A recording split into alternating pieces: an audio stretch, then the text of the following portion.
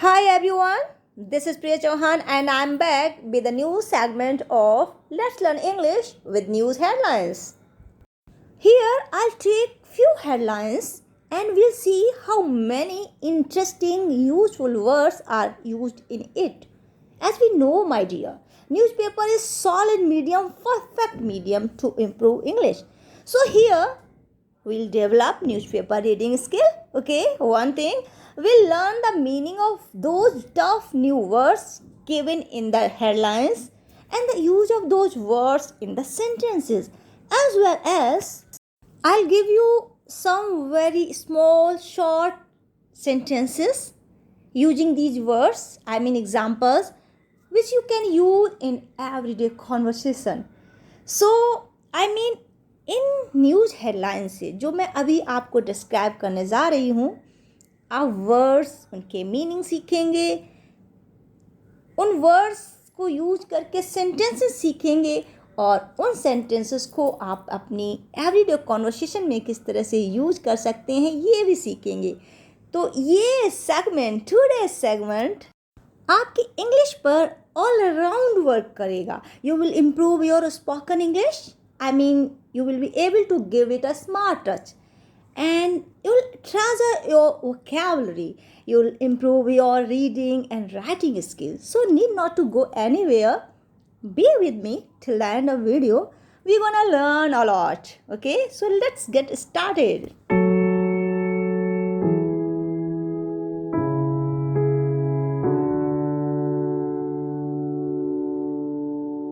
So today I have taken these headlines. These are not today's. These were, I guess, 2 days ago news. But knowing about news is not our motive. Our motive is to learn English, to improve English. So, first news is monsoon arrives in India, albeit late. IMD, Indian Meteorological Department said India में monsoon आ पहुंचा, हालांकि late है, देर से है. Here one thing I want to point out my dear, newspapers में headlines always in present tense, लेकिन हम जानते हैं, वी नो वेल, कि ये सारी घटनाएं हो चुकी होती हैं, पर इस तरह से चलता है पेपर्स में जो हम पढ़ते हैं.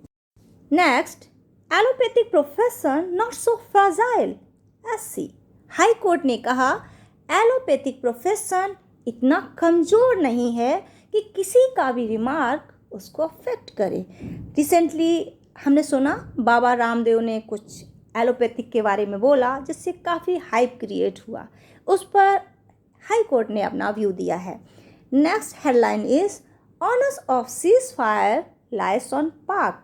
आर्मी चीफ ने कहा कि सीज फायर की सारी रेस्पॉन्सिबिलिटी, सारा दायित्व पाकिस्तान पर है. एंड लास्ट, ऐसी क्वासिस सिटिशन केस फाइल्ड अगेंस्ट विनोद दुआ for remarks on PM. Vinod दुआ पर दर्ज राजद्रोह के मुकदमे को सुप्रीम कोर्ट ने निरस्त कर दिया. ये तो हुई न्यूज़ हेडलाइंस. ओके, पर इन न्यूज़ हेडलाइंस में वर्ड्स कौन से हैं जो हमें नहीं आते, वही तो हमें देखना है ना. So let's see. I think albeit fragile, honest, quas and sedition way words हैं जिन्हें हमें जानने की ज़रूरत है. Right? So let's go see them one by one, their meaning, their uses. We'll take first one, albeit.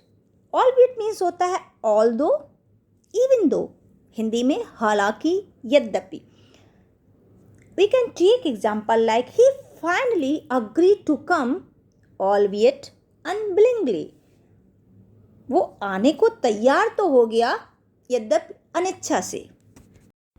हम although, even though जैसे English words को रिप्लेस कर सकते हैं albeit के साथ. Albeit it's a modern touch to your spoken English. Okay, albeit means हालांकि, यद्यपि. We can take more example like albeit gently the father scolded his son. पिता ने पुत्र को डांटा, हालांकि प्यार से. Likewise, The old lady rose up from her chair, albeit gradually. बुजुर्ग महिला अपनी चेयर से उठी, हालांकि धीरे से, क्योंकि वो बुजुर्ग है. यहाँ पर एक बात आपको ध्यान रखनी है. When albeit start a sentence, जब कभी albeit से सेंटेंस स्टार्ट होता है, the comma follows the dependent clause. जो कॉमा होता है, जो उसकी डिपेंडेंट क्लॉज होती है, उसको फॉलो करता है. जैसे albeit gradually, उसके बाद कॉमा आप देख रहे हैं. इसी तरह से albeit gently, उसके बाद भी. यहाँ पर आपकी पंक्चुएशन भी स्ट्रांग हो रही है. I am right. Now will take another word that is fragile. Fragile means easily damage और ब्रोकन. सहज ही नष्ट होने वाला. जब कभी कोई चीज़ डेलिकेट या फ्लिम्सी या टेंडर, नाजुक होती है, तो उस सेंस में भी फ्राजाइल वर्ड यूज हो जाता है. Let's see some example of this word. Our country's security system is not fragile. हमारे देश का सुरक्षा तंत्र कमज़ोर नहीं है. Other example like Eva is very fragile girl. Eva बहुत कमज़ोर लड़की है या डेलिकेट लड़की है. She is very tender. और Eva seems so tiny and fragile next to Jenny. Jenny की तुलना में ईवा बहुत ही टाइनी है और कमज़ोर है, fragile. And tiny means anything very small, very short, छोटा, नन्ना, in that sense. Now we'll take another word that is onus. Onus means obligation, responsibility. Literally it means load or burden, भार. Okay, पर दायित्व और कर्तव्य के sense में, duty के सेंस में ये वर्ड बहुत यूज होता है. If you say that the onus is on someone to do something, you mean it is their duty or responsibility to do it. We can use this word in sentence like it should be onus on the government to provide pension scheme to employees. कर्मचारियों को pension scheme का लाभ देना government का, सरकार का उत्तरदायित्व है, भार है, कर्तव्य है. ये सारे सेंस ये एक एग्जाम्पल कवर करता है. Am I right? Okay, let's take some more example for better understanding of this word, onus. If the onus is on you to do all, then you have to do all work properly. ये सारे कामों की जिम्मेदारी तुम्हारे पर है, तुम्हें सारे काम अच्छे से करने चाहिए. ये तो एवरीडे कॉन्वर्सेशन सेंटेंस है. Start using in your conversation. Next sentence like the onus is not on the school, it is on parents also to teach their children good habits.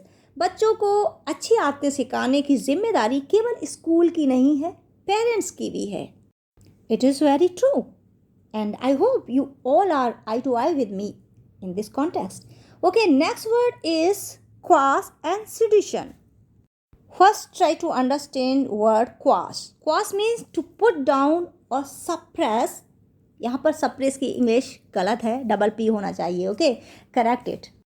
Quash means दबा देना, मिटाना, दबाना, suppress. Or to say that an official decision is no longer true or legal. कोई official decision अब true और legal नहीं रहा, वो निरस्त हो गया. In that sense also this word can be used. Okay, example like the military quashed the revolt completely. Military ने रिवोल्ट को, विद्रोह को पूरी तरह से क्वाश कर दिया, सप्रेस कर दिया, दबा दिया. Next example like police attempted to quash the protest but failed. Police ने प्रोटेस्ट को क्वाश करने की कोशिश की, दबाने की कोशिश की, लेकिन फेल हो गई, असफल हो गई. इस वर्ड का एक और प्यारा सा अच्छा सा यूज़ है एवरीडे कॉन्वर्सेशन का. Like by marrying with Sheena, Rohan quashed all the rumours about their relationship. Sheena के साथ शादी करके रोहन ने सारे रूमर्स जो कि उसके रिलेशनशिप के बारे में थे उनको क्वाश्ड कर दिया, दबा दिया, मिटा दिया.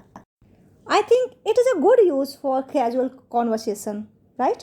Okay, let's see last word that is citizen. It means राजद्रोह, over conduct against any established order or government. जनता को शासन के विरोध में खड़े करने के लिए प्रेरित करने वाला आचरण, that is called sedition. The use of word or action that are intended to encourage people to do or act against any government, any order, that is called sedition. This word is used like in some countries the government censors television network in order to sedition. कुछ countries में देशों में government television पर sensor लगा देती है, रोक लगा देती है राजद्रोह को रोकने के लिए. Other example of this word sedition is the man was arrested for sedition because his anti-government speech inspired people to destroy the peace of city. व्यक्ति राजद्रोह के केस में गिरफ्तार किया गया क्योंकि उसकी स्पीच ने लोगों को शहर की शांति नष्ट करने के लिए इंस्पायर किया था. Okay, my dear, that's all for today. I hope this segment will work on your English. So, thank you for watching my video. If you like it, please show your support. Click on like button and subscribe my channel. Comment below and share the video with your friends. And if you have any question, you can ask me in the comment section. We'll talk there. Okay, so keep learning, keep practicing and keep on smiling. I'll see you soon in the next video. Bye-bye.